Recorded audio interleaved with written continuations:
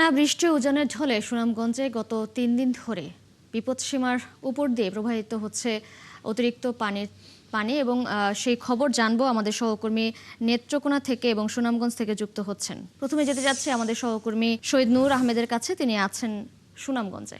শহীদ নূর, কি অবস্থা সেখানে? বৃষ্টি কি এখনো হচ্ছে কিনা? গ্রামগুলোর সঙ্গে সড়ক যোগাযোগ পুনঃস্থাপনের প্রশাসনিক কি পদক্ষেপ নেওয়া হয়েছে জানাবেন।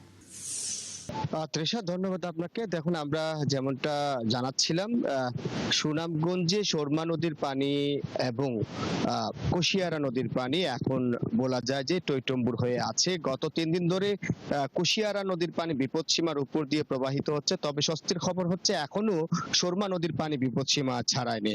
তো যে কুশিয়ারা নদীর পানির চাপের কারণে জগন্নাথপুর উপজেলার রানীগঞ্জ নামক বালিসিরি গ্রামের একটি গ্রামীণ সড়ক ভেঙে গেছে, যেটি স্থানীয় সরকার প্রকৌশল অধিদপ্তরের। এ কারণে ৮টি গ্রামের মানুষ আসলে যোগাযোগ বিচ্ছিন্ন একেবারেই রয়েছেন এবং তারা এখন নৌকা ছাড়া বিকল্প কোনো সংস্থান তারা পাচ্ছেন না।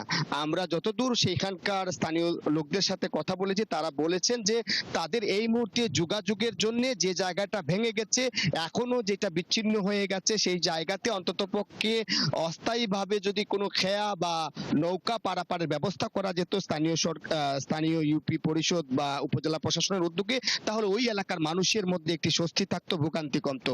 আমরা কথা বলেছিলাম এলজিডি এবং উপজেলা প্রশাসন এবং স্থানীয় ইউপি চেয়ারম্যানের সাথে। তারা যেমনটা জানিয়েছেন, তারা চেষ্টা করছেন ওই এলাকার মানুষের যোগাযোগ ব্যবস্থা করার ক্ষেত্রে। নির্বাহী যিনি দায়িত্বে আছেন এলজিডি, তিনি বলেছেন যে তারা পানি নামার সাথে সাথে ওই জায়গাগুলো গর্ত ভরাট করে দিবেন, এটা বলা হচ্ছে। কিন্তু এখনকার সময় মানুষ দুর্ভোগে আছেন। আরেকটি তথ্য জানিয়ে রাখি, সুনামগঞ্জে এখন কিন্তু সুরমা নদীর পানি 40 সেন্টিমিটারের নিচে রয়েছে এবং বৃষ্টিপাত 60 মিলিমিটার হয়েছে। যদি উজানে বৃষ্টিপাত আরো হয়, তাহলে এই নদীর পানিও কিন্তু বিপদসীমা ছাড়াতে পারে, এমনটাই পানি উন্নয়ন বোর্ড থেকে যেমনটা জানানো হয়েছে।